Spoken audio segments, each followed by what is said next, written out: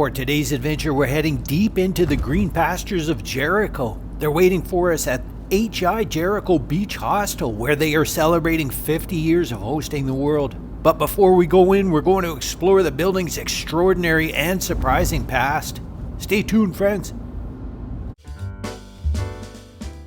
Vancouver's Jericho Hostel was built in 1937 as barracks for the Royal Canadian Air Force, where pilots slept. It was part of their beach training base here, and it was a hopping place during World War II.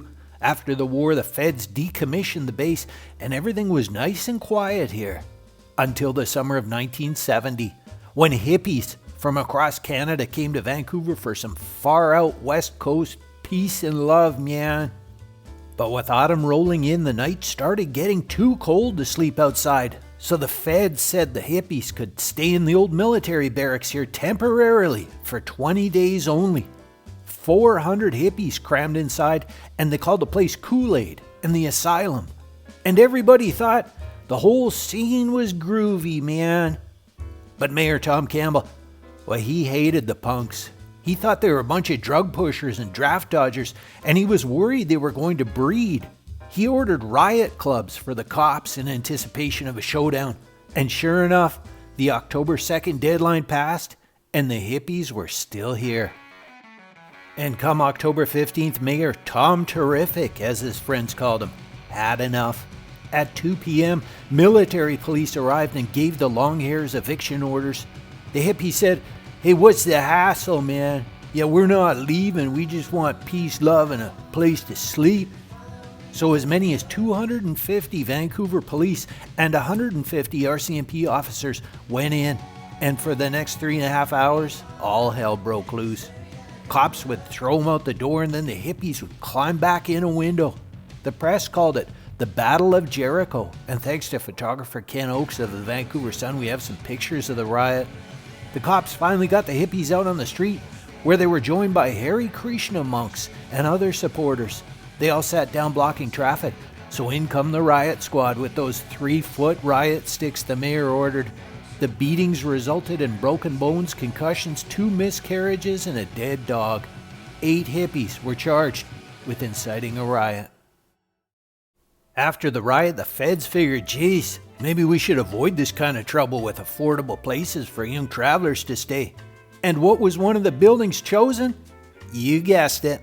After a major refurbishment, Vancouver's Jericho Beach Hostel opened with 300 beds 6 months later, April 30, 1971. It was the largest hostel in North America. Visitors paid $1.50 a night. And today, the nice people are letting us come inside, check it out. Maybe see if any of those hippies are still holed up in here. It started as a youth hostel, but today visitors of all ages come to Vancouver Jericho Beach. There are a few other hostels in town now, but this one is closest to the ocean. It's a 2-minute walk to the beach. As many as 80,000 overnighters stay here every year. In its 50 years, this old beauty has been a happy home to almost 1 million travelers. Lots of TV shows use this incredible building for filming too. The hostel was open year-round for the first 3 decades. Now it's open May to September. That's why we have the place to ourselves today. And COVID-19 safety measures are in place, which is why there's some red tape and such. It's really clean in here. The hostel is a not-for-profit and has a big environmental and social mandate. Visitors have the option of staying in a male, female, or mixed gender dorm room. I tell you, it sure is an amazing feeling being inside here. So much history, from the military to the hippie squatters to the million international travelers. Many friendships were started here, I bet. All right, let's see if we can find any of those good hippie buddies still hiding from the cops.